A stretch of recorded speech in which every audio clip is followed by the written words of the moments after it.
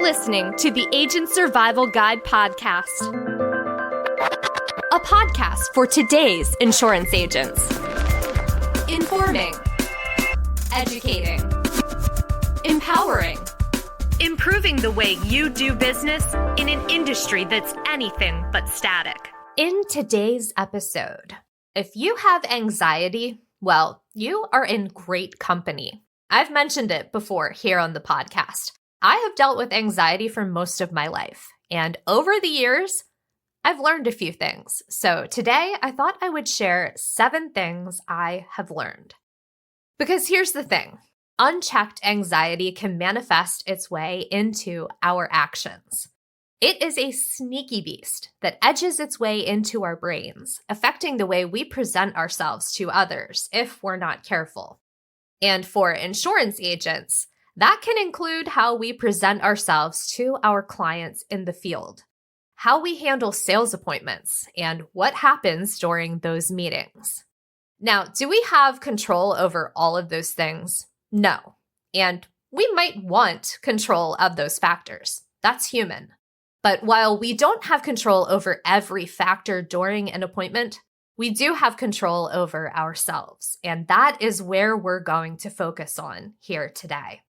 Anxiety is an emotion that everyone feels, so it's not realistic to think that we can get rid of it completely.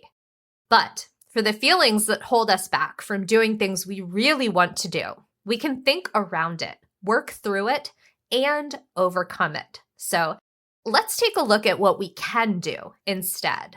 Number 1 on our list, and we mention this a lot on the show, take the time to prepare. Do your homework. Start by reading through your notes on a client before meeting with them. If they're still a lead, make sure you have educational materials as well as plan details to share with them. Be prepared to answer their questions, and before you meet with them, run through your pitch a few times to fine-tune the wording and work your nerves out. Next thing we recommend, at number 2, find the sweet spot of an outlined process mixed with client customization. I'm not talking about sticking to a script verbatim. Rather, use a checklist or outline to help you remember everything you need to cover. And then keep that list mostly the same for every appointment. This practice serves 2 functions. It keeps your appointment compliant and helps you stay on track.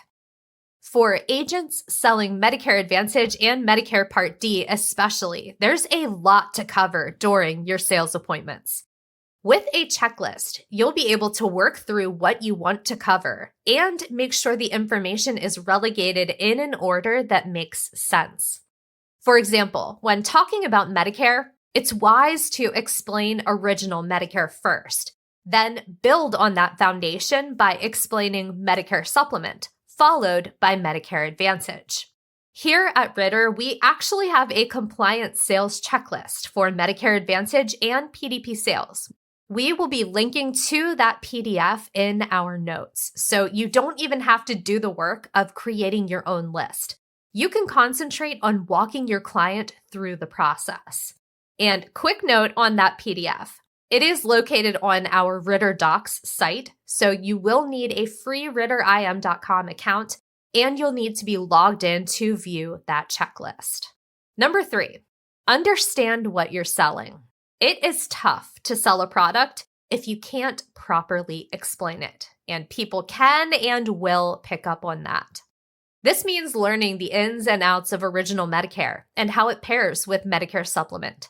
It means understanding how that coverage and cost structure differs from Medicare Advantage. For MA plans, it means knowing the local plans in your market and their provider networks. And don't forget about other forms of coverage, like special needs plans. How does Medicaid fit into the mix? Adding hospital indemnity or critical illness plans. Both your FMO and carriers you represent hold trainings to explain their specific products in detail, as well as Medicare more broadly. Take advantage of those trainings to stay up to date and also hear how different people explain the product during a presentation setting. Number 4, this one goes hand in hand with product knowledge. Make sure you're seeking out knowledge when you don't understand. There are a lot of resources for insurance agents selling Medicare. Here on the podcast, we talk about products, sales strategies, new technology, pending legislation, industry research, and so much more. We say in the intro that the industry is anything but static, and it is so true. The rules governing our industry are constantly changing, as are some of the plans and products. That's not something that's going to change anytime soon. If you're not sure where to go to stay up to date, listening to this podcast is a great first step. We are powered by Ritter Insurance Marketing, a national field marketing organization. Our team at Ritter publishes a blog, eBooks, guides, online training, webinars, events, and so much more, all with agents in mind. We will be linking to those resources in our notes, but if you've got a particular question, you can always ask the ASG podcast. We would be happy to get you that answer, and more on that in a little bit. Before that, and we're at number 5 here, just because you're an agent doesn't mean that your focus has to be on making sales. Don't get me wrong, that's important to your survival, but instead of going into an appointment with the mindset to make a sale, instead, build the relationship. I don't know about you, but if I think about an appointment in the sense of building a relationship, that's a lot more friendly and less anxiety-inducing when I'm not basing the entire interaction around making money.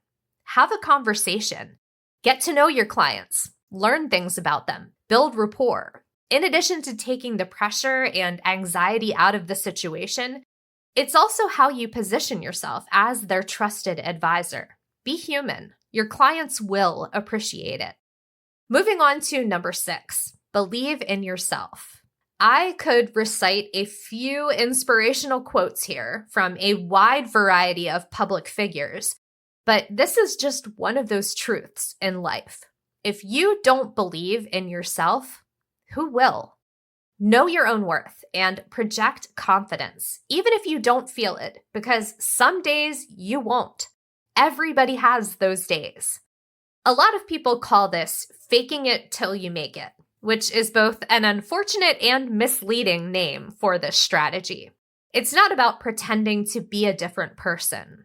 Believing in yourself is about showing up, having presence, allowing yourself to take up space in a room or conversation.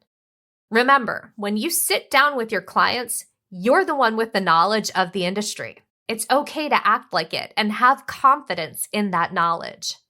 And then last but not least on our list here, number 7, we can't talk about anxiety, fear, stress, or anything related to mental health without mentioning, take a break. Step back. Take a breath. Take a break. Use that time to give yourself a little perspective.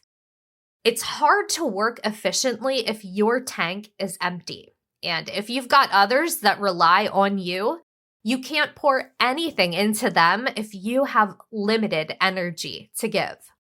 We mentioned resources earlier in the episode, and we have listed them out in the episode notes, plus added a few more in there that we hope you find helpful. If you still have questions, please reach out using the links in the notes. You can send us an email at asgpodcast@ritterim.com with your question, and we'll be sure to answer it for you. Thanks so much for taking the time to listen today. Now let's take on the week. The Agent Survival Guide podcast is a production of Ritter Insurance Marketing, an integrity company. This episode was written and produced by me, Sarah Ruppel. Script editing and fact check by Tina Lamoureux. Podcast design by Urban Rivera. Follow along with our show wherever you like to listen. Rate and review our show on Apple or Spotify.